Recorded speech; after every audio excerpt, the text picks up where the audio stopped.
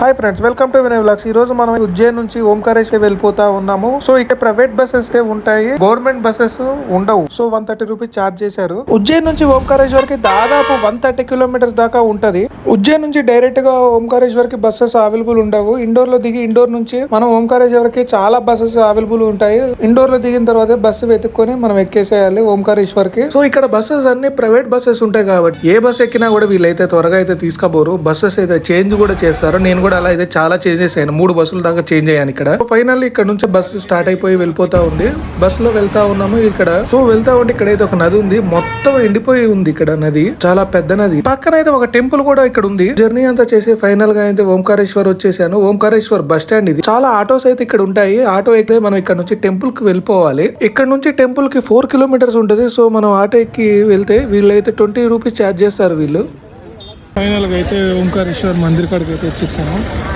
ఇదైతే టెంపుల్కి వెళ్తానేమో, ఓంకారేశ్వర్ టెంపుల్కి వెళ్ళే దారి ఇదైతే. సో ఈ సైడ్ అయితే ఉన్న రూమ్స్ ఉన్నాయో అని చూస్తున్నా.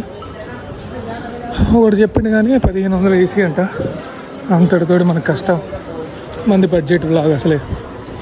ఫైనల్ గా ఇక్కడ ఒక హోటల్ అయితే కనబడింది. బ్యాక్ సైడ్ అయితే మనం తీసుకున్న హోటల్ ఉంది. ఇక్కడ 700 రూపీస్ ఛార్జ్ చేస్తున్నారు నాన్ ఏసీకి. ఏసీకి అయితే 1500 రూపీస్ దాకా ఛార్జ్ చేస్తున్నారు. మనం అయితే నాన్ ఏసీ అయితే తీసుకున్నాము. మనం ఎందుకంటే మంది బడ్జెట్ బ్లాక్ కాబట్టి. ఈ రూట్ లో అయితే చాలా హోటల్స్ అయితే ఉన్నాయి. మీరు బెస్ట్ హోటల్ కావాలంటే సెలెక్ట్ చేసుకోవచ్చు. దర్శన్కి వెళ్ళాలంటే ఈ బ్రిడ్జ్ మీద నుంచి అయితే అవతలకి అయితే వెళ్ళాలి. ఇది అవతలకు ఒక దీవి లాగా ఉంటుంది. సో ఈ బ్రిడ్జ్ మీద నుంచి అయితే అవతలకి అయితే వెళ్ళిపోవాలా. ఈ మధ్య అయితే ఈ బ్రిడ్జ్ని అయితే క్లోజ్ చేశారు, మళ్ళీ అయితే రీఓపెనింగ్ అయితే తిరిగి చేశారు. ఓంకారేశ్వర్ సందర్శించే భక్తులకు కేబుల్ వంతెన ఒక ప్రధాన ఆకర్షణ. సందర్శకుల సంఖ్య పెరుగుతున్నందున 2004లో Narmada hydro electric development corporation Mamleshwar Setu అనే కొత్త వంతెనను నిర్మించింది. ఈ వంతెన 235 మీటర్ల పొడవు మరియు 4 మీటర్ల ప్రధాన ఆలయ ద్వారానికి నేరుగా కలుపుతుంది. దీనికి ఏడాది పొడవునా ఉపయోగిస్తారు. దీని ధర రూపాయలు 7.2 కోట్లతో ఈ వంతెనను అయితే నిర్మించారు. ఈ వంతెన నర్మదా నది, ఓంకారేశ్వర్ ఆనకట్ట మరియు ఆలయం యొక్క సుందరమైన దృశ్యాన్ని అందరిస్తుంది. సో మీరు కూడా ఎప్పుడైనా వెళ్తే ఈ వంతెన దాటకుండా మీ టెంపుల్ కి అయితే వెళ్ళలేరు.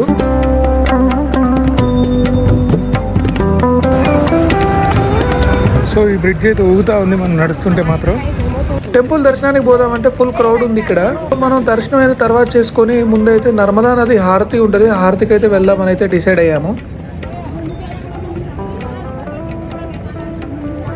ఓంకారేశ్వర్ టెంపుల్ సరౌండింగ్స్ లో చూడటానికి చాలా ఉంటాయి ఇక్కడ. మనం అయితే నడుచుకుంటూ గోముఖ్ ఘాట్ కి అయితే వెళ్ళిపోతా ఉన్నాము. గోముఖ్ ఘాట్ కి వెళ్ళాలి అంటే బోటింగ్ ఉన్నది, నడుచుకుంటైనా వెళ్ళిపోవచ్చు గోముఖ్ ఘాట్ కి. ఈ టెంపుల్ సరౌండింగ్స్ లో దాదాపు 5 కిలోమీటర్స్ దూరంలో అన్ని రకాలైతే ఉంటాయి టెంపుల్స్. మీకు ఇవన్నీ అయితే నేను తిరిగి మరీ చూపిస్తాను. అందరూ కూడా వెళ్ళలేని ప్లేసెస్ కూడా నేను వెళ్ళి మీకు అయితే చూపిస్తాను. ఇక్కడ చూసారా, బ్యాక్ సైడ్ నుంచి ఇలా వస్తూ గోముఖ్ ఘాట్ నుంచి అయితే బయటకు అయితే వస్తున్నాయి. ఇదైతే చూడటానికి చాలా అద్భుతమైన దృశ్యంగా ఉన్నది. ఇందులోంచి వాటర్ ఎక్కడి నుంచి వస్తున్నాయి మాత్రం ఇంత మటుకు ఎవరికి అయితే తెలియదు. సో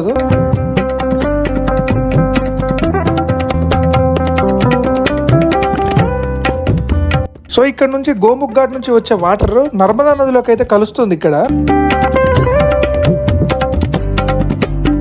మనం కూడా ఈ నర్మదా నదిలో దిగి వాటర్ అయితే నెత్తిని చల్లుకుందాము, చాలా మంచిది అని అయితే చెప్తారు కదా ఇక్కడ. సో మనం కూడా నర్మదా నదిలోకి దిగి వెళ్ళిపోతున్నాం. ఇక్కడైతే గాజు బుక్కలు అవి ఉంటాయి, జాగ్రత్తగా చూసుకొని దిగాలి. ఆల్రెడీ మనం ఒకసారి ఇలా అడ్డగోలుగా దిగి కాలుకైతే దెబ్బ తగిలించుకున్నాము.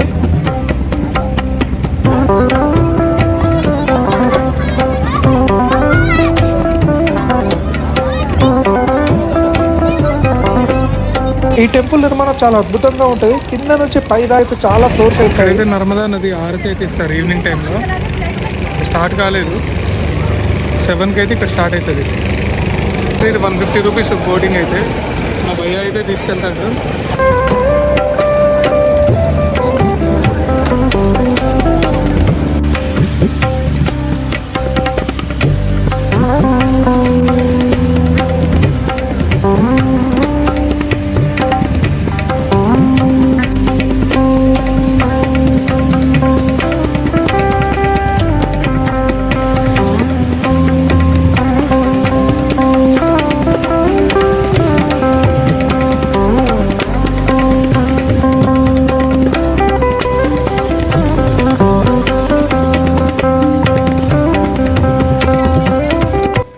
ఓంకారేశ్వర్ ఆనకట్ట అనేది భారతదేశంలోని మధ్యప్రదేశ్లోని ఖాండ్వా జిల్లాలో మాందాత ఎగువన నర్మదా నదిపై ఉన్న గ్రావిటీ ఆనకట్ట. దీనికి దిగువన ఉన్న ఓంకారేశ్వర ఆలయంగా పేరు పెట్టారు. 132,500 హెక్టార్ల ఎకరాల సాగునీటికి దీనిని అందించే ఉద్దేశంతో ఈ ఆనకట్టను 2003 మరియు 2006 మధ్య నిర్మించారు. ఆనకట్ట బేస్ వద్ద ఉన్న అనుబంధ జల విద్యుత్ కేంద్రం 520 మెగావాట్ల స్థాపిత సామర్థ్యాన్ని కలిగి ఉంది. ఈ డ్యామ్ దగ్గర అయితే నర్మదా మరియు కావేరీ నదుల సంగమం అయితే మనం చూడొచ్చు. ఇక్కడ మనం బోట్ ఎక్కితే మాత్రం వీటిని అయితే కవర్ చేస్తాడు.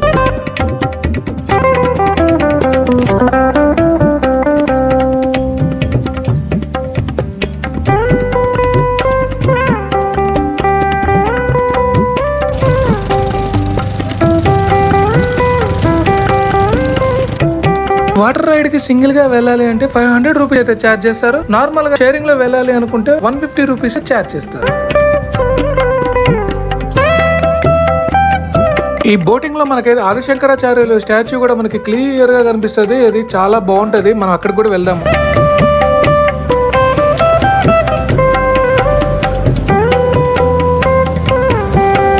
సో మన బోటింగ్ అయితే ఇప్పుడే అయితే కంప్లీట్ అయిపోయింది. ఇక్కడ నుంచి అయితే నర్మదా హారతి కాడికి అయితే వెళ్ళిపోతున్నాము. హారతి అయిపోయాక దర్శనం వీలుంటే చేసుకుంటాం. నడుచుకుంటూ 2.5 కిలోమీటర్స్ నర్మదా హారతి ఘాట్ కాడికి మనం అయితే వెళ్ళిపోవాలి. ఫైనల్ గా నర్మదా నది హారతి ఘాట్ కాడికి అయితే వచ్చేసాము. ఇక్కడైతే నర్మదా నదికి అయితే హారతి ఇస్తారు. సో చాలా మంది క్రౌడ్ అయితే ఇక్కడికి వస్తారు. సో మనం హారతి కంప్లీట్ చేసుకుని ఇక్కడ నుంచి టెంపుల్ కి వెళ్ళిపోవాలి. ఇది శివాలయం కావున ఇక్కడ అఘోరాలు వీళ్ళందరూ అయితే ఇక్కడికి వస్తారు.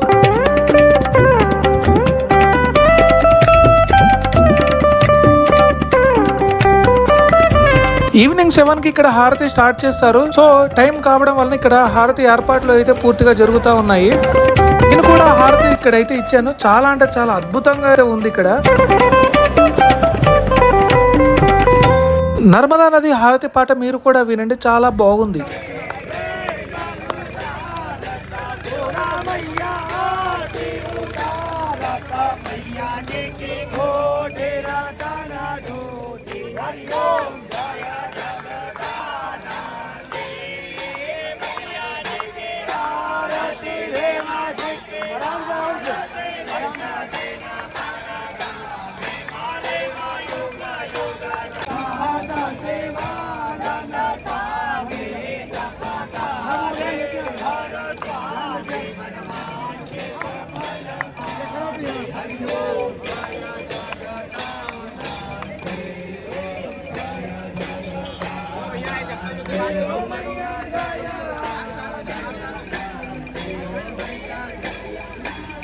రామచంద్రం హరే రామ రామ రామ హరే హరే, హరే కృష్ణ కృష్ణ కృష్ణ హరే హరే, రామ హరే రామ కృష్ణ కృష్ణ హరే హరే, హరే రామ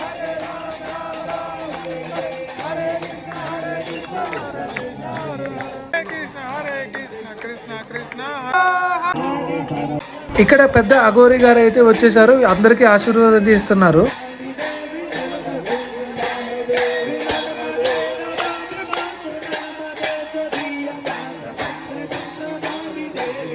నేను కూడా వీళ్ళలో కలిసి ఇలా డాన్స్ అయితే వేస్తున్నాను.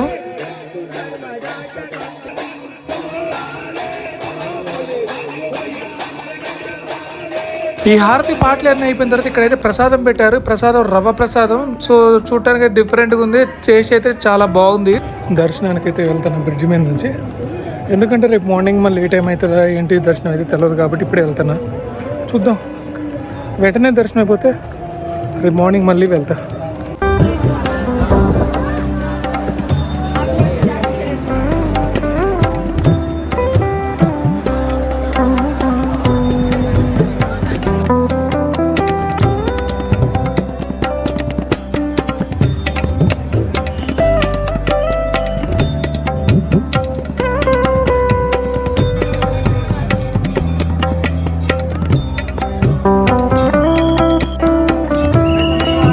ఫైనల్ గా దర్శనం కంప్లీట్ చేసుకుని బయటకి అయితే వచ్చేసాను. సో ఇక్కడ ప్రసాదం అయితే ఏమీ పెట్టట్లేదు. మనకి కొనుక్కోవడానికి కూడా ఇక్కడ అయితే ఏం లేదు. బయటికి వెళ్ళి అయితే కొనుక్కోవాలి. సో ఫైనల్లీ టెంపుల్ నుంచి దర్శనం అయిపోయిన తర్వాత బయటకు వచ్చేసి ఇక్కడ ఫుడ్ అయితే తిందామని అయితే ఆగాను. సో ఇక్కడైతే సౌత్ ఇండియన్ అన్ని డిఫరెంట్ గా ఉన్నాయి. బట్ ఏంటంటే ఎక్కడ సౌత్ ఇండియన్ లాగైతే లేదు. సో ఇంతటికైతే వీడియో కంప్లీట్ చేస్తున్నాను. నెక్స్ట్ వీడియో చాలా అద్భుతంగా ఉంటుంది. ఎవరు వెళ్ళలేని ప్లేసెస్ కి ఓంకారేశ్వర్ లో నేనైతే వెళ్ళాను. మీకైతే ఆ వీడియో అయితే పూర్తిగా చూపిస్తాను. Please like and subscribe. Stay tune.